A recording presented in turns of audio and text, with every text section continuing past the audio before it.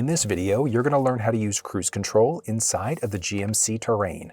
There are two different types of cruise control that are available. There's normal cruise, so you're old school, and then there's adaptive cruise.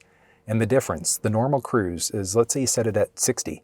If the car in front of you slows down, yours will not brake, so it's just going to hold you at a constant speed.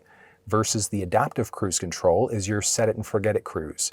You set it at 60, if the car in front of you slows down, yours will auto brake. They change lanes, you change lanes, it'll pick you back up to your previously set speed. In order to actually use the cruise control system, it's done with the buttons along the left-hand side of the steering wheel here. So you can toggle the system on or off this way.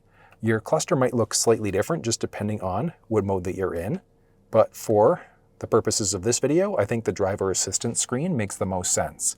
So you can toggle the system on off this way. So it's toggled on, and then you just push down in order to set your speed.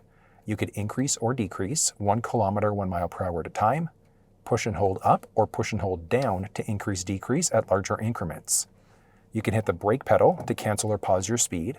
You can push the cancel button there to cancel pause your speed, and then push up again in order to resume your previously set speed. But I did mention the two different types of cruise. So if you take your cancel button here and if you push and hold it, that's going to change you between regular cruise, which is that old school hold your speed cruise, versus your adaptive cruise control. And that's the set it and forget it cruise where this gap adjustment button comes into play. And there are 3 unique levels that are available there. And I want you to think of that like a 1 Mississippi, 2 Mississippi for how close or far you are away from the leading vehicle. I'm personally okay level 1 most of the time, but you might want to be on 2 or 3, just depending on your own personal comfort level. But let's go through a little bit of a live drive right now, and I'll actually show you how the system works. If you want full walkthroughs though, like you want to know how to use all the steering wheel buttons, go through the cluster or the infotainment, you'll find full walkthroughs down in the description of this video.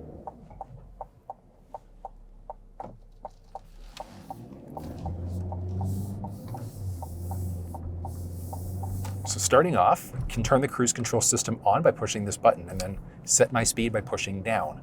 I'm on a 50 road, so you can increase, decrease 1 at a time, or push and hold up to increase at larger increments.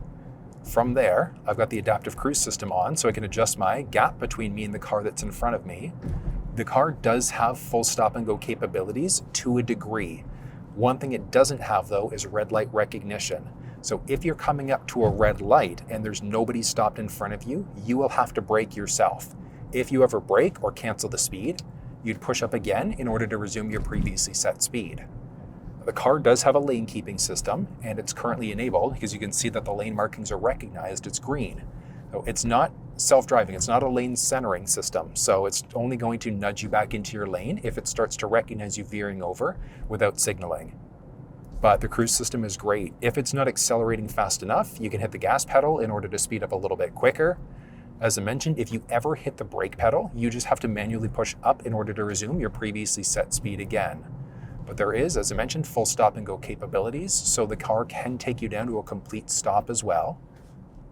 But we're just cruising right now. You can use it highways, interstates, etc. And actually this is perfect, this person's stopping, and you can see here, the car is taking me right down to a full and complete stop. After a few seconds, you may have to push up in order to resume your previously set speed again.